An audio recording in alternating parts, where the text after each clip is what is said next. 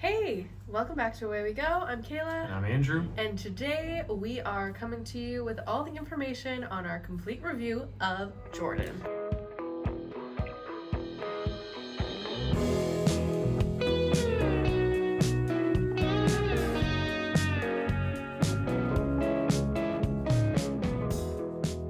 Now, we were only in Jordan for a week, and in all fairness, there is so much more we could have done.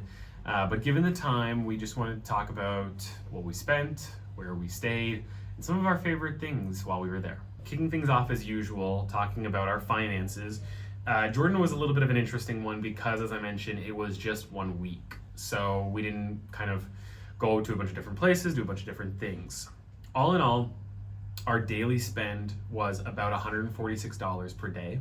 So let's break it down just a little bit more. So accommodations, we stayed at one place for a week. That was $400, just a little bit over $400. Our food for a week was about $420. A little bit of shopping here and there. And then our transportation was about $188, which was surprisingly a little bit higher than some of our other countries like Cyprus and Croatia. And part of that is because we actually had a driver who picked us up from the airport, who drove us to the airport. We also spent quite a bit on Ubers as we were there. The Jordanian dollar is a very interesting thing because it didn't feel like we were, as we're experiencing now, where you can take an Uber for like $1 or $2. A lot of our rides there were a little bit more than that for the most part. They felt like what you pay in Canada, in certain areas of Canada.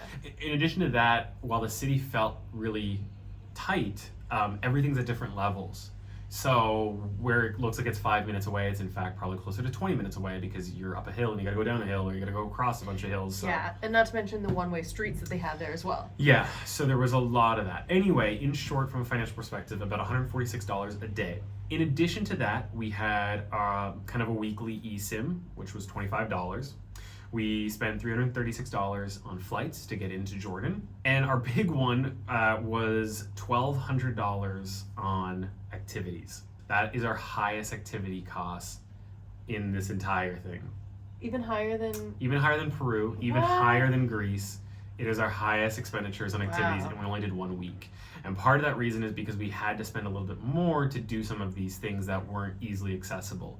Could we have done them in a more costly way? Certainly. But we recognize as well that we're not the type of travelers who are going to hitchhike. We're not the type of travelers who are going to leave it up to chance. So we did book it. So for the $1,240 that we spent, 732 of them were for our Petra, Wadi and Dead Sea ticket. So that was a 2-day, 1-night excursion. That covered the cost of the driver for those 2 days. Some meals in there are, a bunch of accommodations. We also spent $285 in the Jordan Pass. Now, part of the Jordan Pass also goes towards the visa, but we counted in activities because it's kind of lumped into the pass in and of itself. But it did give us free entry to things like Petra, like Wadi like the Roman Theater. The number of areas that we got to go see because of this Jordan Pass. If you are going to go to Petra and you need a visa to get into the country, definitely recommend the Jordan Pass. Yeah. In that total of 146, part of it is to go see the Dead Sea, and part of it was also a tip for the driver. So it kind of covers a little bit more. The one call out I'll make, and this we saw in almost all of the tours that were out there, even though it's a Dead Sea tour, the tour includes the Dead Sea, there's sometimes an extra cost because most of the Dead Sea is surrounded by these like resorts. So you can't just walk up and go to it. You have to actually pay to swim in it by going through there. So it's a very interesting is a nice way to put it. And that included lunch, and it included our lunch, included afternoon access at the pools and so there was like that. So it was part of the excursion, and then on top of that, like I mentioned, there was a tip in there as well, $20-$30, I can't remember what it was, for the driver. So again, just keep in mind this excursion all in all is pretty expensive to do. Jordan is not a cheap place. Some areas are probably a little bit more affordable. I think food is a little bit more affordable. Yeah. Cost of living, which is why you see here the $146 a day. Cost of living, we were able to do that at a fairly affordable rate compared to other places. But as a tourist wanting to, and Jordan is quite large, or at least you don't realize how big the country is. Last thing I'll note is we did pay for a couple of kind of like tours. We paid for a tour about $60 at the Citadel. So it was kind of, we had a guy for about an hour and a half walk us through, give us some insight, and about $12 at the Roman Theater for another tour guide, kind of give us some advice or some insights and whatnot. So those were a little unplanned. We showed up and there was someone offering. Again, heads up, if you're traveling, those are the type of things where you could probably barter or you could just say no. We were like, oh, sure, why not? And it costs a little bit more. So all in all, definitely a little bit more of a heavier price when it comes to activities. Yeah. So that's it for that. Kayla, let's talk about where we stayed. All right, so when it comes to where we stayed, we were there only for a week. So we only stayed in 2 different places, and I only booked one of them. So the one that we did book, I booked on booking.com, and it was the Carib Hostel. And I actually really enjoyed this hostel. It had a kitchen, it had a lot of good communal areas, there was open decks. There was a restaurant right on site. It was a vegan restaurant. They also had like a fridge that had drinks in it, and you could just put $1 like in there $1, anytime you wanted to buy something. It was a great working space for me. Yeah. The internet wasn't so great in some of the rooms. It was a little spotty at times. It was fine for mobile scrolling, but taking video calls is a little bit wonky. So for me, I had to use a lot of that communal space. But to Kayla's point, a lot of it was kind of like divided, so you could kind of find a place where nobody was. They also had washer dryers. Yeah. We only used the washers and then we hung our stuff up to dry. Overall, really loved it. The people there were fabulous. The people who worked there were great. There's a couple places, especially now that we're getting into different parts of the world, where we want to use food delivery apps and they need a confirmation from a local phone number in order to use it. And when you're using eSIMs, you don't get a local phone number. There was even people there who were offering to accept the calls for us and let us order from these food delivery companies. It was really nice, and I definitely, this is one of the places that I would recommend. I know we went to a lot of places, and there's some hotels and hostels that, you know, are good. This one is actually like, I don't know if you're gonna find a much better place for the price that we paid. Again, it was $400 for 7 nights We were for 2 people. In a private room. Yeah. One of the nights we had a family dinner and they provided us with a free meal. There was activities going on. It was just a really good hostel and a really cool environment. So that's the one that we booked. And the second place that we stayed was actually the camp in Wadi Rum. The Wadi Rum, if you don't know, is in the desert, or it is the desert. It's a protected area in Jordan. Part of our tour with Petra and the Dead Sea was to also go to Wadi Rum, and we got to stay the night in the desert. Now, we picked the basic option, so we stayed in a regular cabin, and it was basically like a Bedouin tent. It had floor to ceiling carpeted walls, and it had room for 3 people to sleep in it. Oh, I put 3 people to sleep in, and it had a bathroom. There was AC, there was electricity. Yeah. Like, it was pretty good. It's like cottage. glamping. Yeah, a little bit of glamping. There was different options. Kayla mentioned like the basic package. I guess there were options you could pay more with different tours to do Martian tents or like the dome tents, basically providing you with a view of the sky at night. We were fortunate. We actually, where we were sleeping, the window and the door faced out towards the moon, so we actually got to see that. Really great view. And also where the dining area was, and there was some outdoor seating that also faced kind of the moon and stars, and it was beautiful. I would recommend if you are doing kind of a 1 day, 2 day, whatever kind of tour, definitely obviously do Petra. I don't think you can do Jordan and not do Petra. And definitely do Wadi Rum. I think the Dead Sea you could probably pass on. Personally, like, it was a cool experience, but for the price that you paid and then the extra you had to pay on top of that, just kind of felt like a little bit much. Again, it's weird because Petra and Wadi Rum feels like a lot to fit into 1 day. I think a night in Wadi Rum is definitely worth it. So Kayla, let's talk favorites. What was your favorite dish or drink that you had while we were in Jordan? I probably had the best falafel in my life at a place called Hashem's, and it was recommended to us not only by our car driver who picked us up from the airport, but also from our hostel. I think that is probably the thing that I will think about. There's also a couple like sandwiches and things like that that we ate along the way that I really loved. But yeah, Jordan had a lot of great food. What about you? I would say the kanafe. It's typically it's a cheese that's almost a pastry in and of itself, but then it's like soaked in like a syrup. almost like a maple syrup for those Canadians out there. So you just kind of get like a very sweet cheese, but then you also get like there's like sometimes crumbles, like spun pastry. yeah, and there's two types, and I can't remember exactly what they're like called. Fine it was and coarse and fine, so it depended on how, like, if it was more of a fine, smoother texture, or obviously a little bit crunchier.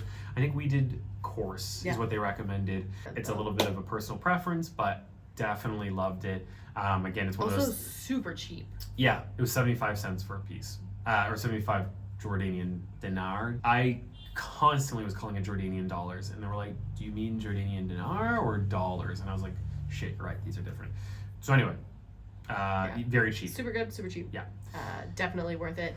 Definitely something that you want to eat hot too. Yes. Andrew, what was your favorite activity? Honestly, I loved Petra, but there was something about Wadi Rum that I think kind of blew me away. So I think Wadi Rum was actually my favorite activity, which is weird to say because I feel like if you had given me Petra with any other day, I would have said that hands down. But with Wadi Rum, it was so cool to understand the Bedouin lifestyle based off of how they were set up in Wadi Rum, how it's a protected area. You look at movies like Lawrence of Arabia, you look at things like Indiana Jones, and a lot of those are filmed in and around those areas, but you also kind of recognize the vastness that they tried to play with, and you realize they weren't faking it in a lot of cases. Like they were able to capture how large some of these areas look because they were exactly that, which were vast, almost emptiness. Untouched. Yeah. Yeah. What about yourself? I think I'm gonna go with Petra. That's fair. That's fair. It was way bigger than I expected, and it definitely, as far as the World Wonders go and the World Wonders that I've seen, it definitely is right near the top of the list. I think it and Machu Picchu are kind of like neck and neck. I'm not even sure which one I love more. Yeah, I think there's an aspect of Machu Picchu that it's like hard to beat, which is the fact that we had to hike to it, or that we chose to hike to it, that there's like that extra layer.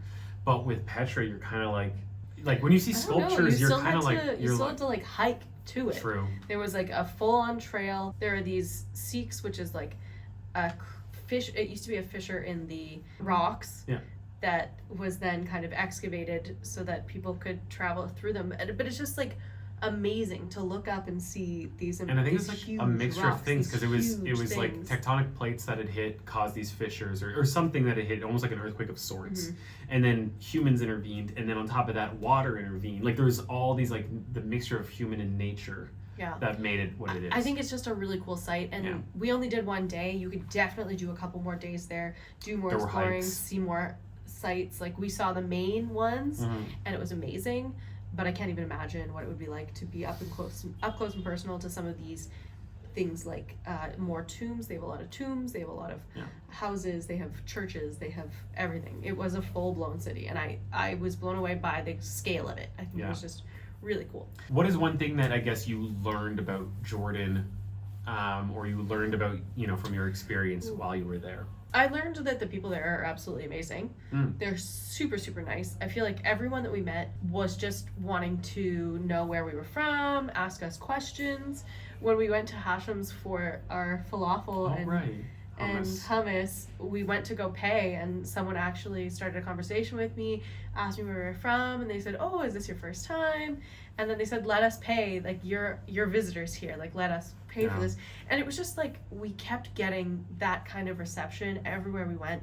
The people were so nice. They wanted to help. They wanted to teach us. They also love their country, and they love to teach you about it. One of the things that I guess didn't think about coming into it, especially coming from Europe where we had seen a lot of photos and a lot of videos of like, Greece and the Greek islands and what all that looks like, is like what buildings would look like in some of these areas. Coming in from the airport, we were seeing these like massive buildings, these massive malls, and was it sandstone that they were using? I think it's sandstone and limestone. And limestone, depending on where you were. There may have been some marble thrown in here and there. But everything is like white and or like a sandy color, like very clean and I think that's the biggest. It looked like there was that cleanliness, clean, I guess, finish to a lot of these buildings that you were like taken aback.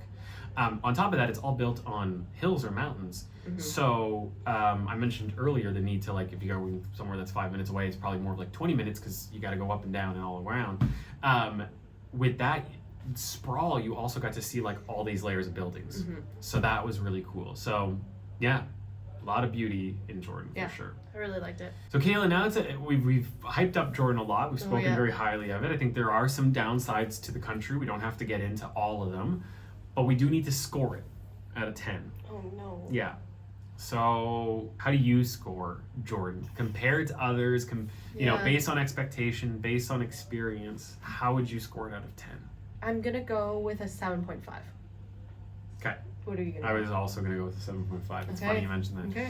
You let us know if we're right or wrong. We are not professionals. I've said this in previous vlogs. Mm-hmm. We do not go into this as experts, and we do not come out of it as experts. Yeah. There's We always were- more to learn. We were in Jordan for a single week. You skim the surface of something like that in a week. Yeah. So tell us what we missed. Tell us if we should have tried something different, or your recommendations. And if you have a friend or a family member going to Jordan, or maybe you are as well, take a look. Share this video if you'd like.